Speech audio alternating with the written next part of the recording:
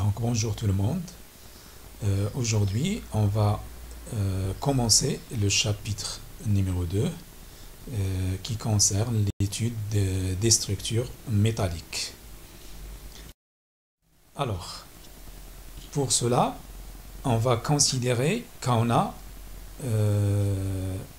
que les atomes sont sous forme sphérique et qu'ils sont rigides. Donc, les atomes sont considérés comme des sphères rigides. Alors, lorsqu'on a 4 atomes dans un plan, pour les déposer sur ce plan, on a deux façons pour que ça soit l'un proche de l'autre le maximum possible. Donc, je dis qu'on a deux façons pour les agencer. Alors, la première, selon un losange. Le losange ou le moyen. Donc, selon un losange. Donc, les 4 qui se touchent, vous voyez, la première, la deuxième, la troisième et la quatrième. Elles se touchent et elles forment un losange.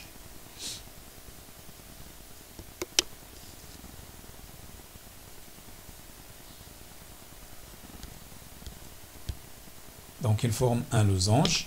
La deuxième façon d'agencer ces 4 sphères ou bien ces 4 atomes est de les mettre sous forme carrée.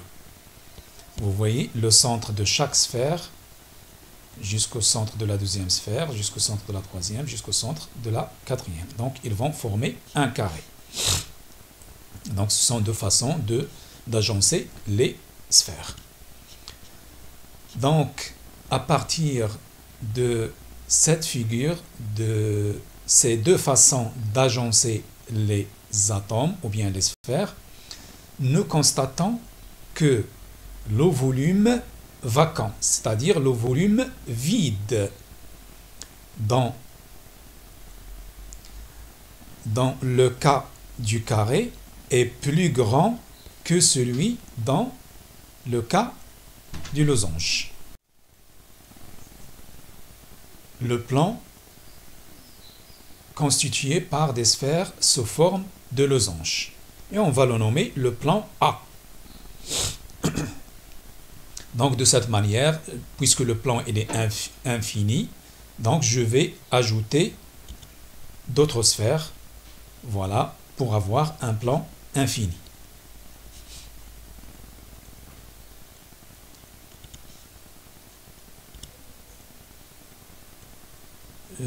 On peut remarquer que chaque atome de ce plan est entouré de 6 atomes voisins.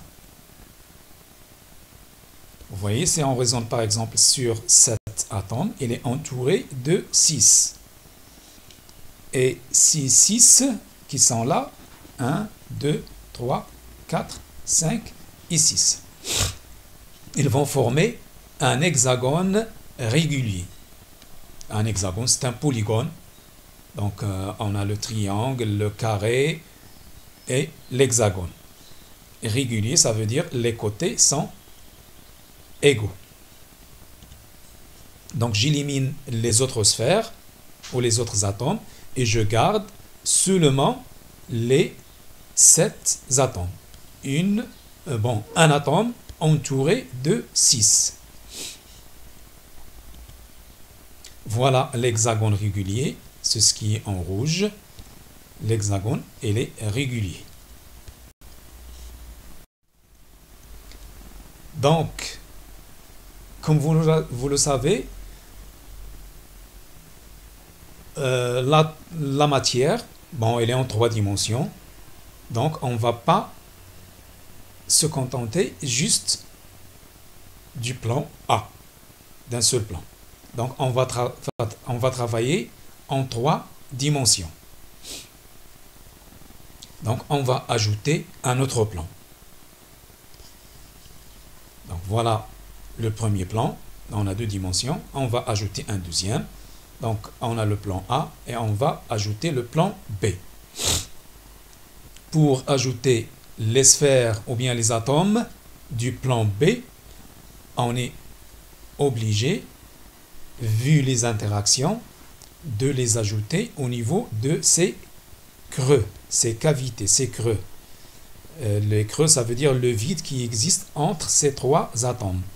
Entre ces trois atomes, il y a un vide. Il est là où il est noté 1. Donc, c'est un creux. Il y a le premier creux, le deuxième, le troisième, quatrième, cinquième et le sixième creux.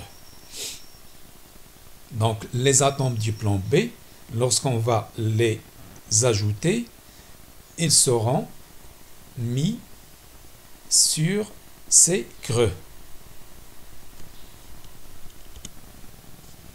Voilà. Et chaque atome ou chaque sphère ajoutée, il sera reposé sur trois autres du plan A.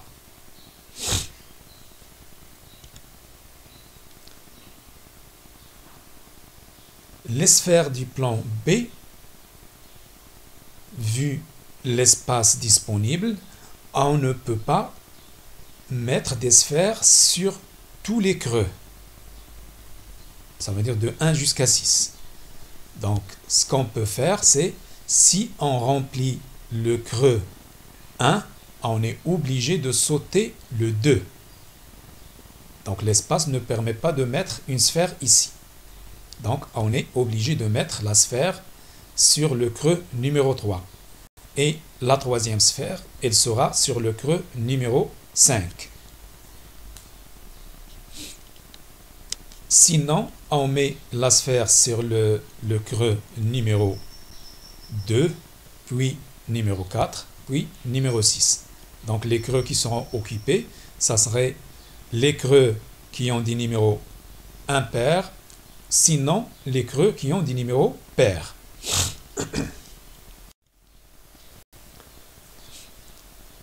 Pour continuer toujours dans cette optique de 3 dimensions, ça veut dire l'espace, on va ajouter encore un troisième plan, ou bien une troisième couche. Et on a deux possibilités de faire les choses pour disposer les atomes ou bien les sphères. Donc la première possibilité, c'est de façon que la verticale des sphères du plan A, elle passe par les sphères, par le centre des sphères du troisième plan, qu'on va appeler le plan C. Et dans ce cas, on va reproduire le plan de départ, ça veut dire le plan qui contient les sphères bleues. Voilà, je dépose, vous voyez la verticale qui passe par le centre de cette sphère, elle va passer par le centre de la sphère qui était en bleu clair, ça veut dire la sphère du plan A. Donc je reproduis le même plan A. Et vous voyez les cavités 2, 4 et 6, elles sont toujours vides. Dans ce cas, on va avoir un assemblage final qui est équivalent à une succession de couches AB, AB, et ça se répète de cette manière-là, ce qui va nous permettre d'obtenir la structure hexagonale compacte.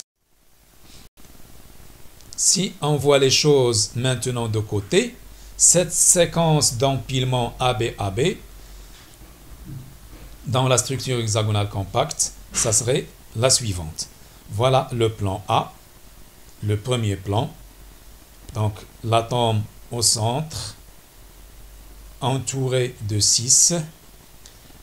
Les trois atomes du plan B qui ont été sur les cavités 1, 2, 3. Et je reproduis le plan A.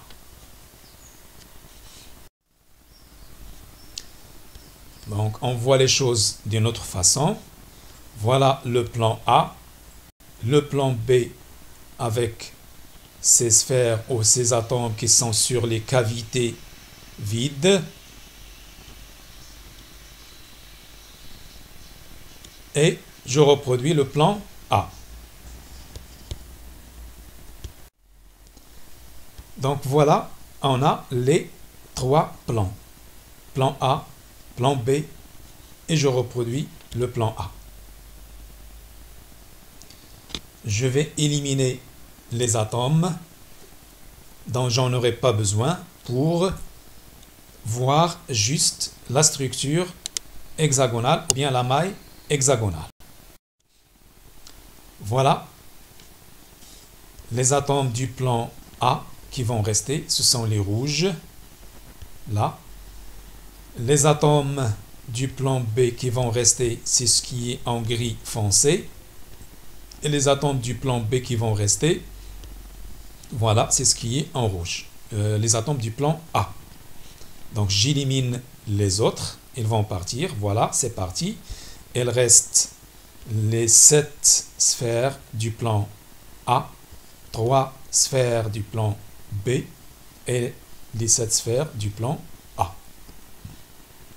Je vais maintenant écarter un petit peu les plans. Voilà ce que je vais obtenir. Voilà.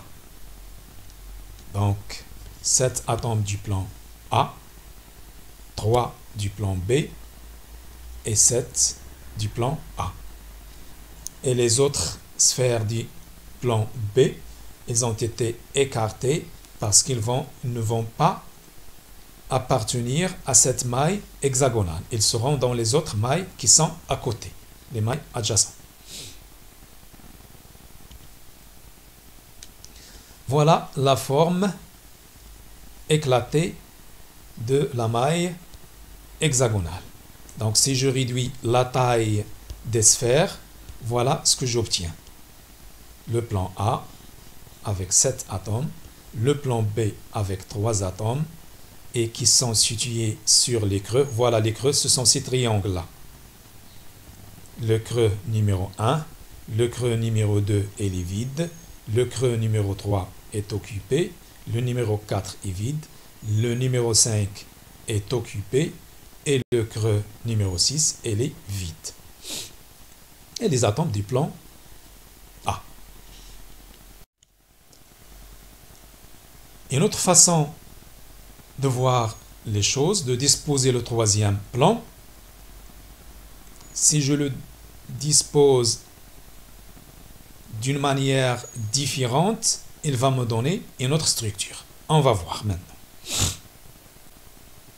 Alors, je vais déposer le troisième plan de façon qu'il soit que la verticale qui passe par le centre d'une sphère, elle va passer par les creux numéro 2, ou bien les creux numéro 4, ou bien les numéros 6. Donc, voilà le vert foncé, c'est le troisième plan. Vous voyez que les creux numéro 2, 4 et 6, elles sont maintenant cachées. Donc, j'ai un troisième plan qui est différent au premier et différent au deuxième. Et maintenant, si j'ajoute un quatrième plan, je vais reproduire le plan A.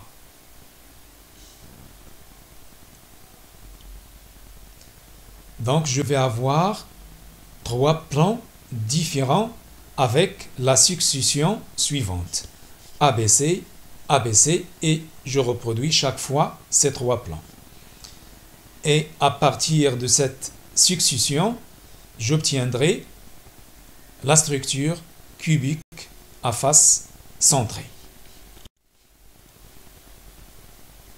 Donc voilà en bleu le plan A, le plan B avec 3 sphères sur les cavités impaires, le plan C est sur les cavités paires,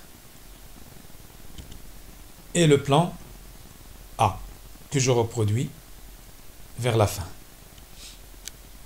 Alors, je prends le centre du plan A. Sur le plan A, j'ai un hexagone avec une sphère au centre. Donc je vais prendre juste cette sphère-là qui est au centre. La voilà.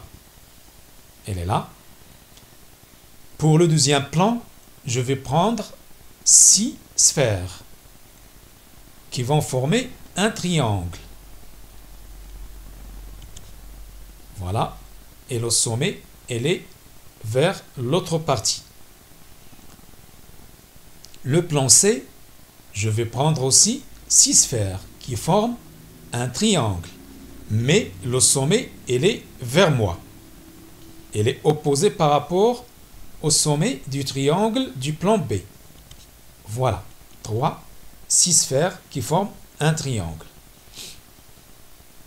Et je reproduis le plan A. Je vais prendre cette sphère-là. La voilà. Donc, voilà, j'ai la succession des plans A, B, C, A. Mais cette fois-ci, j'ai incliné les plans. Je n'ai pas travaillé de manière verticale. Voilà, ça donne un cubique à face centrée. Cet atome-là, il est sur le sommet, celle-là sur le sommet, cette troisième sur le sommet, et la bleue ici, ça représente le quatrième sommet de la surface d'en haut, de la face d'en haut. Et l'atome en vert ici, ça va être sur le centre de la face. De même, pour les faces, les autres faces, je prends particulièrement la face qui est devant nous. Donc cette sphère, ça va représenter le sommet, le deuxième sommet, et la verte le troisième sommet, et là c'est le quatrième sommet, et cet atome-là est le centre de la face qui est devant nous. On va voir les choses autrement. Je vais reproduire ce qu'on a vu, mais autrement. Voilà le plan A, mais je vais maintenir juste le bleu foncé. Les autres sphères, je vais les éliminer par la suite. Donc le plan A, je vais utiliser juste l'atome qui est en bleu foncé. Le plan B, il arrive. Donc je vais utiliser 6 atomes, ceux qui sont en couleur foncée. Le reste, je vais l'éliminer. Il va appartenir à d'autres mailles cubiques qui sont à côté. Le plan C, je vais prendre aussi 6 atomes. Les voilà. Et vous voyez, le sommet, elle est vers l'autre côté. Il est opposé par rapport au triangle du plan B. Donc voilà les verts clairs. Je vais garder ces 6 atomes et les autres, je vais les illuminer par la suite. Ensuite, je ramène le plan A. Voilà. Je vais garder le bleu foncé et les autres, ils seront éliminés pour avoir vers la fin une maille. J'élimine. Voilà ce qui reste. Et j'incline pour avoir le cubique à face centrée de manière plus simple. Voilà, j'ai incliné. Celle-là est représentée par cette sphère. Celle qui était en bas est représentée par celle-là. Incliné, il y a qu'un ce chouïa. Donc, dans ce cas, je vais obtenir le cubique à face centrée. Ça veut dire la succession ABC, ABC, ABC.